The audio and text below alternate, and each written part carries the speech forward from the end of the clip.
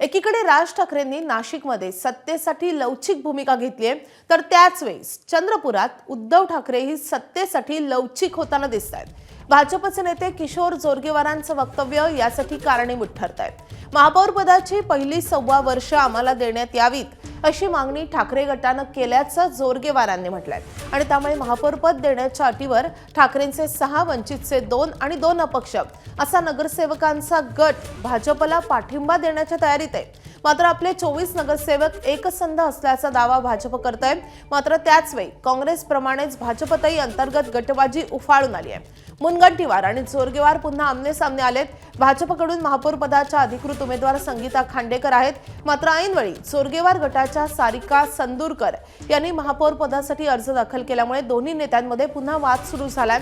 आणि त्यामुळे अंतर्गत गटबाजीचा फटका नेमका काँग्रेस की भाजप कुणाला बसतो आणि सत्तेचा सोपान नेमका कोण गाठतो हेच पाहणं महत्त्वाचं असेल.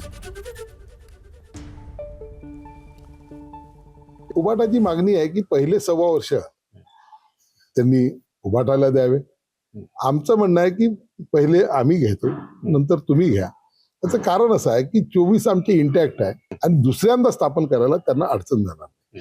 कारण काय आहे की 24 हे आमचे एका पक्षाचे एका विचाराचे आहे आणि तिथे 3 अपक्ष 2 आहेत, वंचित आहे, उभाटा आहे. हा त्यांना आम्ही प्रस्ताव दिलेला आहे, तो मान्य होण्यासारखा आहे. कारण की उभाटाचा जे संदीपजी गिरे आमचे मित्र आहे, त्यांची इच्छा खूप आहे की आपला उभाटाचा या ठिकाणी महापौर व्हावा. ही संधी आलेली आहे, सुवर्ण संधी त्यांना प्राप्त झालेली आहे. तर त्या सुवर्ण संधीचा लाभ त्यांनी घेतला पाहिजे. एबीपी माझा, उघडा डोळे बघा नीट.